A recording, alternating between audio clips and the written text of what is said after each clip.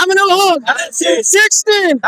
16 আমিনুল হক জানারছি মা বোনদের বলা যায় আমিনুল ভাইয়ের সালাম নিন জানার শেষে ভোট দিন আমিনুল ভাইয়ের সালাম ঘরে ঘরে দিলাম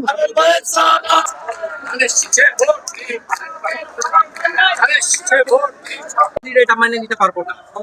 সংশ্লিষ্ট জিয়াউর রহমান ছিলেন মুক্তিযোদ্ধার সেক্টর কমান্ডার, তার হাত ধরে বিএনপির প্রতিষ্ঠাতা তারাই দেশ শাসন করুক ইনশাল্লাহ।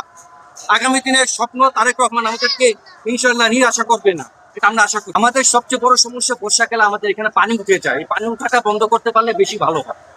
আপনারা জানেন আজকে নবম দিনের মতো ঢাকা 16 আসনের ধানের শীষের প্রার্থী জননেতা জনাব আমিনুল হক ভাইয়ের নির্বাচনী প্রচারণা চলছে। আমিনুল হক ভাই আলহামদুলিল্লাহ ঢাকা শহরে এমন একজন প্রার্থী, আমরা যেখানেই যাচ্ছি আমাদেরকে ভোটাররা বলতেছে আপনাদেরকে আসতে হবে না, আমরা ধানের শীষে আমিনুল ভাইয়ের পক্ষে আছি। আমিনুল ভাই যেখানেই যায় সেখানে গণজোয়ার সৃষ্টি হচ্ছে। আজকে নবম দিনের মতো আপনি দেখছেন এটা হচ্ছে সাংবাদিক আবাসিক কলোনি, এখানে ম্যাক্সিমাম যারা বাড়িওয়ালারা রয়েছে তারা সাংবাদিক। এখানেও কিন্তু একটা সাংবাদিক মহলে একটা দলের প্রার্থী সাড়া পাওয়া কিন্তু একটু গুরুত্বপূর্ণ বিষয়। এখানেও তিনি ব্যাপক সাড়া পাচ্ছেন। এর পাশাপাশি 5 নং ওয়ার্ডের বিভিন্ন এলাকায় যেখানে গিয়েছেন ব্যাপক সাড়া পেয়েছেন। বাড়ির 6 তলা 7 তলা উঁচু ভবন থেকে বাসার মহিলারা মেয়েরা হাত নেড়ে ভাইকে সাড়া দিচ্ছে।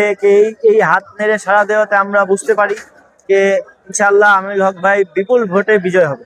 দেখেন যে সময় বাংলাদেশে অনেক দল ভোটেরা যারা ভেবেছিল এই দেশে নির্বাচন হবে না, সেই সময় থেকে আমিনুল হক ভাই আমাদের এই ঢাকা 16 আসনের বিভিন্ন অলিতে গলিতে ক্যাম্পে গিয়ে তাদের সমস্যা শুনেছেন, নোট করেছেন, তাৎক্ষণিক যতটুকু পেরেছেন সমাধান করেছেন। সেই আমার এই ঢাকা 16 আসনের বস্তিবাসী ক্যাম্পবাসী বা আবাসিক এলাকায় ড্রেনেজের যাদের সমস্যা আছে তাদের সমস্যাগুলো নোট করে তিনি একটি বইয়ে লিপিবদ্ধ করেছেন। তো এতে আমরা 100% বুঝতে পারি যে সময় দেশে নির্বাচনের আশা করে নেই অনেক দল, সেই সময় আমিনুল হক ভাই দেশের মানুষের জন্য, নিজের আসনের মানুষের জন্য তাদের দ্বার প্রান্ত গিয়ে গিয়ে সমস্যার সমাধান করেছে।